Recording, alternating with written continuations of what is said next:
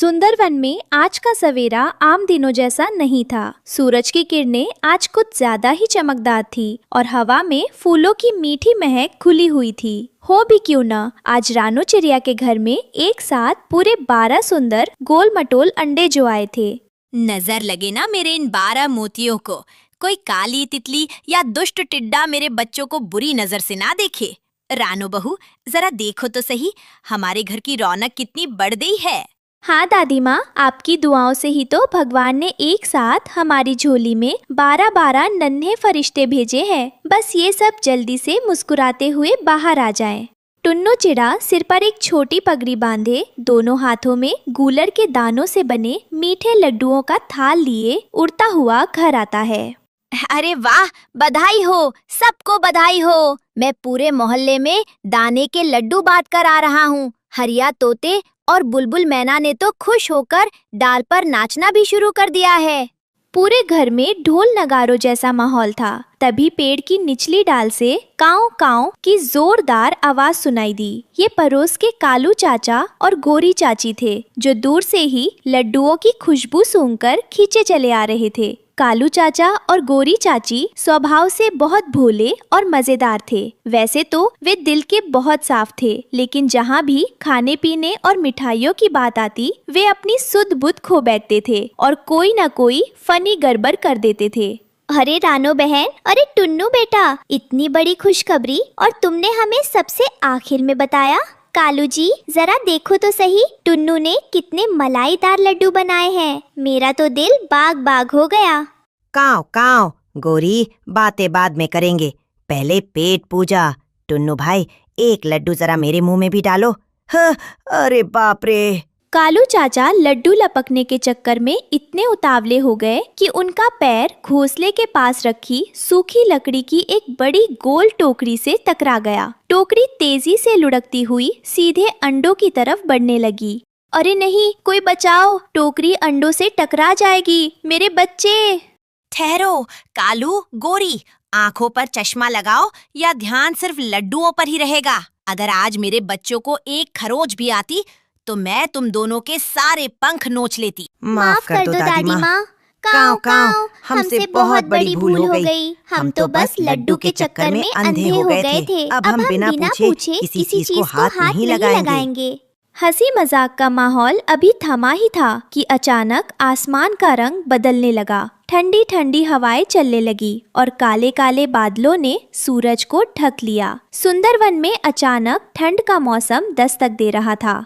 रानू, मौसम अचानक बहुत ठंडा हो गया है। इन 12 अंडों को फूटने के लिए लगातार बहुत ज्यादा गर्मी की जरूरत है। हमारे पास जो छोटा घास का कंबल है, उसमें तो सिर्फ 2 ही अंडे ढक पाएंगे। टुन्नू बेटा सही कह रहा है।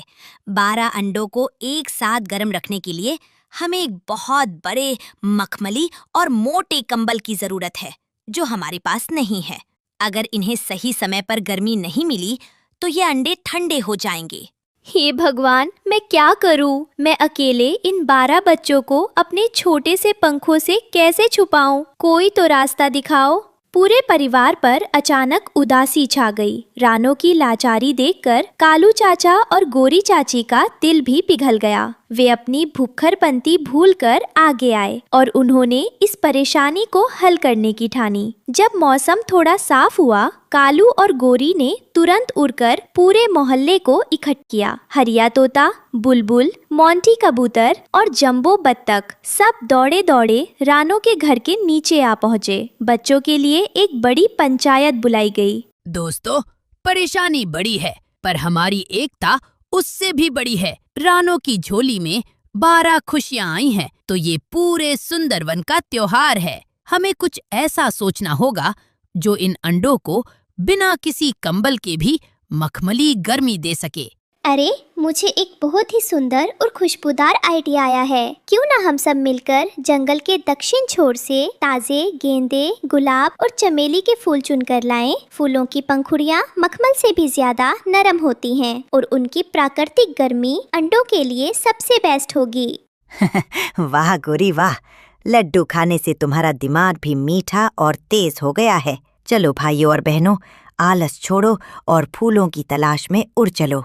सारे पक्षियों की आंखों में एक नई चमक आ गई। कोई टोकरी लेकर उड़ा तो कोई अपनी चोंच में डंडा दबाकर। पूरा सुंदरवन एक माँ की मदद के लिए एकजुट हो चुका था। सभी पक्षी उड़ते हुए फूलों की घाटी में पहुँचे। वहाँ लाल गुलाब, पीले गेंदे और सफेद चमेली के फूल खिले हुए थे। सब जल्दी जल्दी फूलों को इकट्ठा करने लगे, लेकिन तभी झाड़ियों के पीछे से एक भारी आवाज आई। ठहरो, तुम सब मेरे बगीचे के सुंदर फूल बिना पूछे क्यों तोड़ रहे हो? क्या तुम्हें पता नहीं है कि इन फूलों पर सिर्फ मेरा हक है?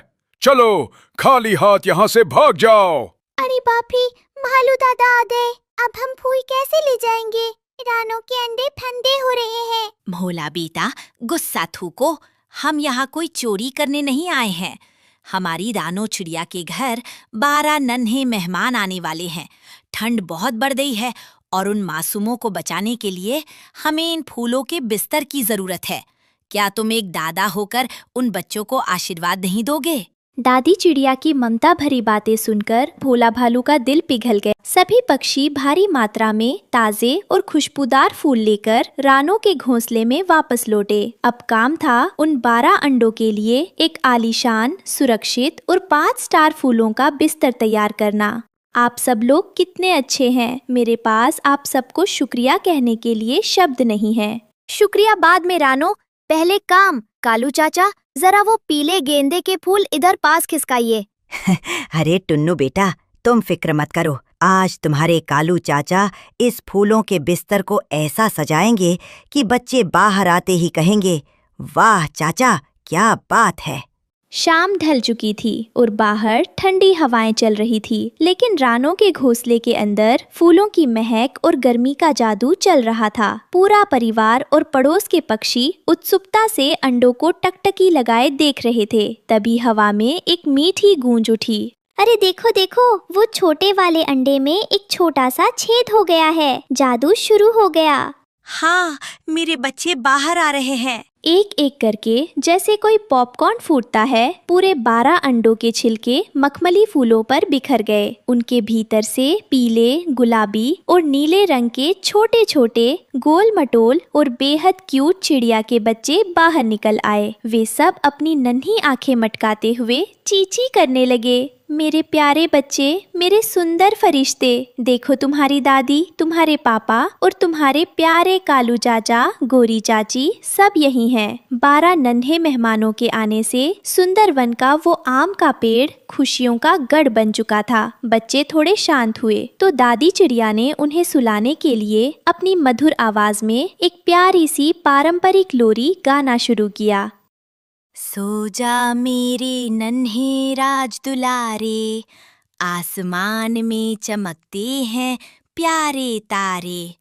फूलों का बिस्तर, ममता का आंचल, सो जाओ मेरे 12 नन्हे कवल। गोरी, आज से हम सिर्फ मिठाइयाँ नहीं खाएंगे, बल्कि रानों के बच्चों को उड़ना भी सिखाएंगे। ये बच्चे हमारे भी तो हैं। अब जीत पूरी हुई है तो मुंह मीठा करना तो बनता है कालू चाचा। जब पूरा परिवार और पड़ोसी एक होकर एक दूसरे की मदद के लिए हाथ बढ़ाते हैं तो बड़े से बड़ा संकट भी एक खूबसूरत उत्सव में बदल जाता है। एकता और आपसी प्यार ही जीवन का सबसे बड़ा मखमली कंबल है।